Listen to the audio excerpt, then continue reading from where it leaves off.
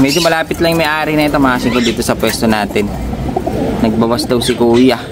12 yung dala niya eh. 12 ba ito? O 10. Ayun o, ang ganda, matatanda eh.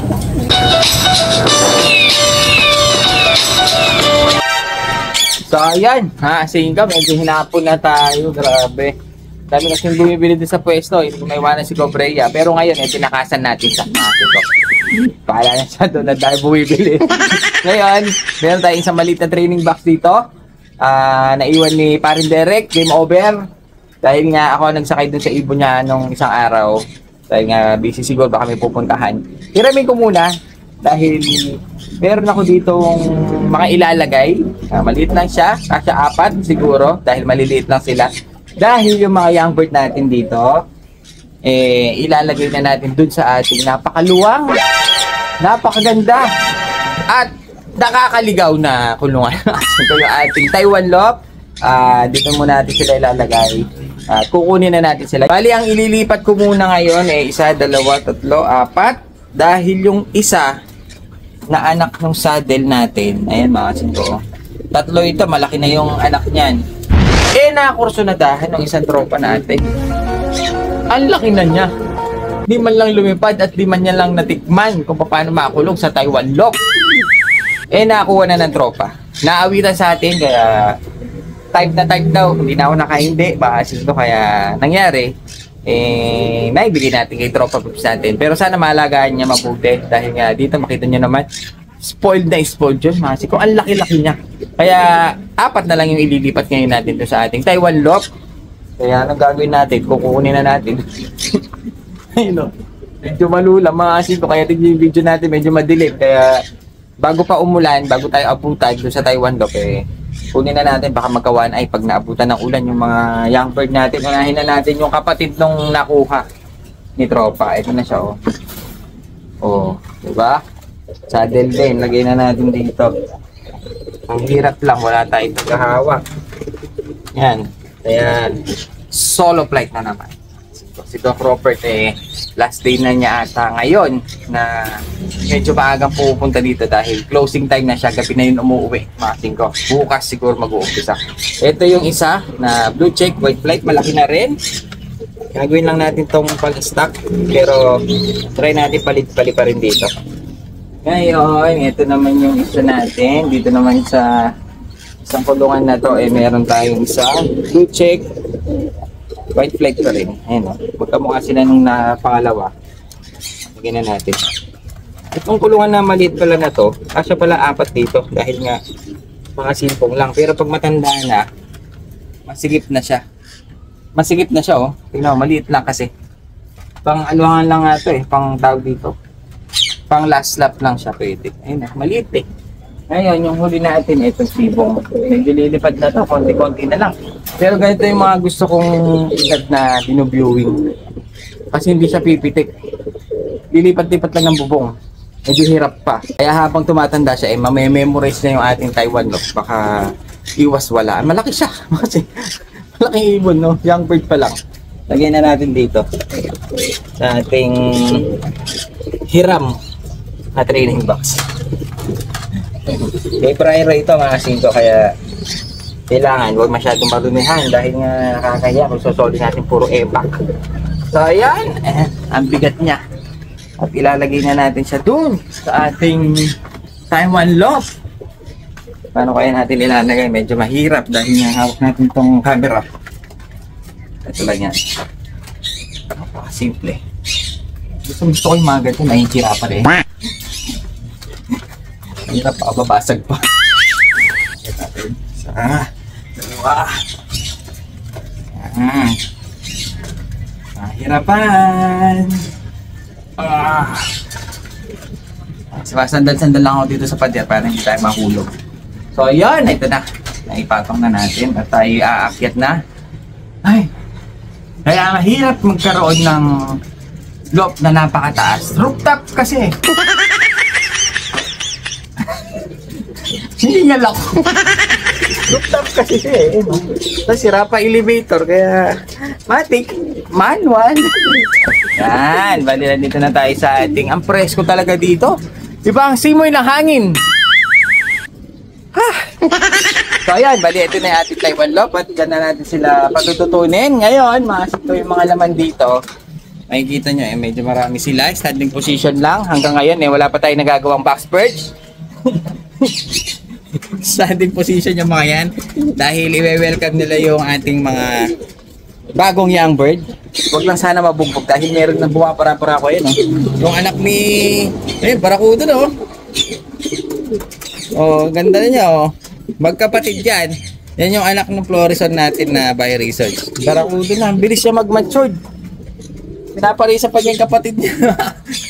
Ngayon, gagawin natin kaya mag-start na ako magtanggal niyan dito. Meron na akong ilang mga napiling tatanggalin.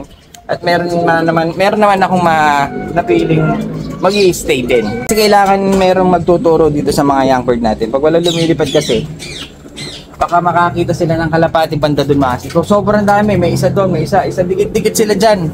Kaya pag nagpapalipad sila sobrang dami rin dahil nagsasama-sama. Pag young bird lang natin ito lang, walang guide. Baka dadapo lang dito sa kanila. Saka wala nang bawian kasi pag napunta dun, masing boy jacket. Kaya gagawin natin, magtitira tayo ng guide. Kasi kailangan talaga, importante talaga yung guide. Kaya, para iwas wala, magtitira tayo. Pero yung iba dito, tatanggalin natin. Pero pag ito, natuto na, makasig ko yung mga young bird natin na to, kahit na tanggalin na natin yung iba. Pero si Dragon natin, sinasakay ko pa kasi siya ng south. Sinasouth ko siya. Kaya baka dyan na muna siya hanggang sa mawala siya. Kung hanggang sa inyo kaya niya, di pa rin, makasig ko. Hindi tayo magtitira dyan. Kung ito naman, ito yung lalaro natin. So, ayan.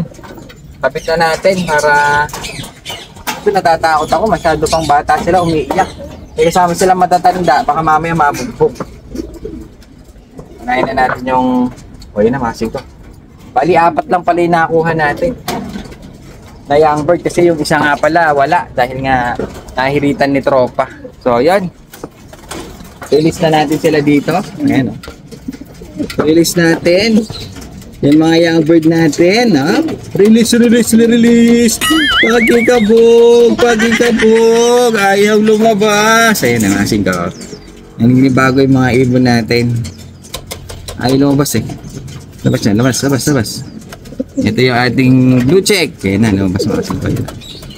Yun, ating blue check natin, napakaganda niya.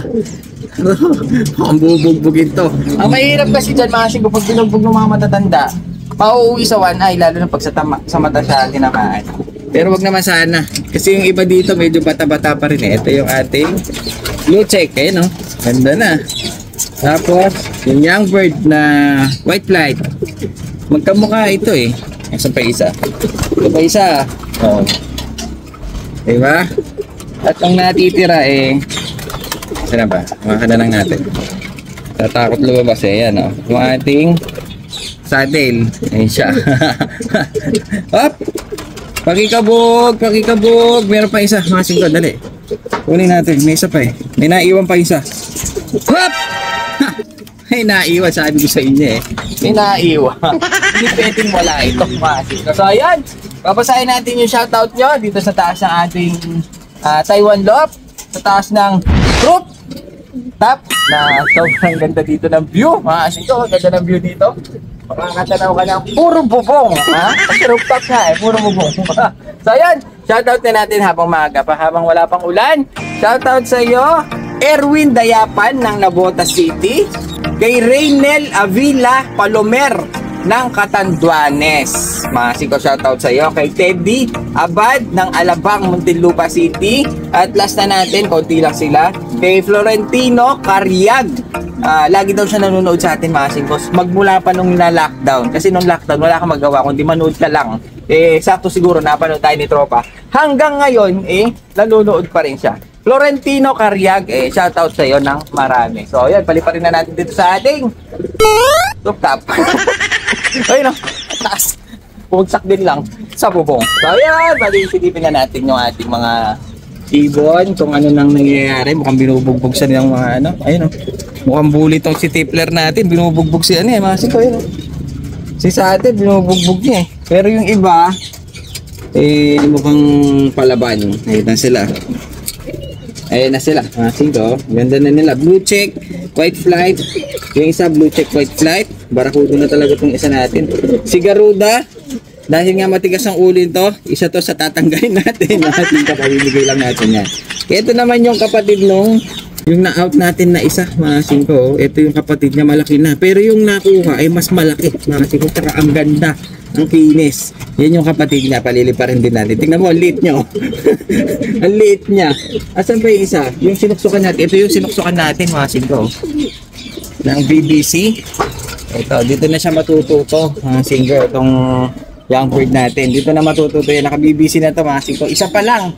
Yung susunod, magsisingsing na tayo pag medyo naglakihan na yung mga nagpisaan. Kasi yung mga tatlo, malapit na rin mapisa. Alam ko, December 5, parang pisa na. So, ayan, oh. At dito na sila matututo. Oh! Mawawala. Oh, tingnan ko lang yung dala ng medyo malapit lang yung may-ari na ito, mga singko, dito sa pwesto natin. Nagbawas daw si kuya. Medyo may edad na yung may-ari. Hindi naman masyado matanda, mga singko. Ito yung mga alaga niya. Bawas daw siya ng alaga, no? Wala siya leg pa, no? Clip lang. Pwede ito sa mga bata. Pero meron akong mga nakita maganda dito. 12 yung dala niya, 12 ba ito? O 10. Ayun, no? Ang ganda, matatanda, Bali, commercial lang yung iba. Parang walang nakaklab. Pero sa mukha, magaganda. Dala ito ng tropa peeps natin na si kuya. Malapit lang dito sa pwesto natin. Yung bahay niya, siguro mga 10 bahay lang.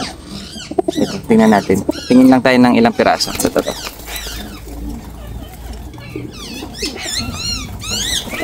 Ito, tingnan natin itong brown na to. Wala itong leg band. Aray ko po. Unang hawak, ano. Kuya naman, no? Wala leg band. Pero mga babae. Yung mga babae, masing ko, oh. Yung itsura niya. Babae siya. Wala siyang spot kahit konti. Ay, no. Diba? Legit. Kahit isang batik na itim, wala. Hawak naman tayo ng kak na malinis. Ayun, no. Kak na malinis, mga singko. Ayun, no. Tingnan natin. Kaya itsura lang nito, lalaki. Ayun, no. Mukha pa lang, laki ng ulo, kak na kak. Tingnan natin kung meron siyang mga batik. Kung legit nga yung ating mga spot na yan. Tingnan lang natin. O, tingnan nyo. Singko, medyo malinis din siya. O, tingnan natin. O, diba?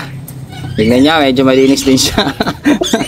Pero meron ayun, may spot ng konti. Maliliit. Ayun, so may check lang natin mabuti. Ayun, medyo may spot na isang konting guhit. Dito ayun, meron kak. Pero malinis siya. Minsan kasi meron malilinis Katulad nito, medyo malinis siya. Pero yung mga hen talagang totaling wala. Ayun, ngayon hawak pa tayo. 4 yung pula Ayun, yung pa isa Ito naman yung isa. Lalaki rin ito Ito, lalaki to. Ito, singko, kak na kak din. Ano naman siya? Red check. Tapos, ayun, may spot siya, mga singko, yun, Kita ko na malapad. Hindi na lang. Hirap lang ako maghawak, May spot siya sa kanyang pakpak. Dito naman sa kanyang buntot, medyo malinis yung ibon na to. Pero sa ilalim, tingnan natin.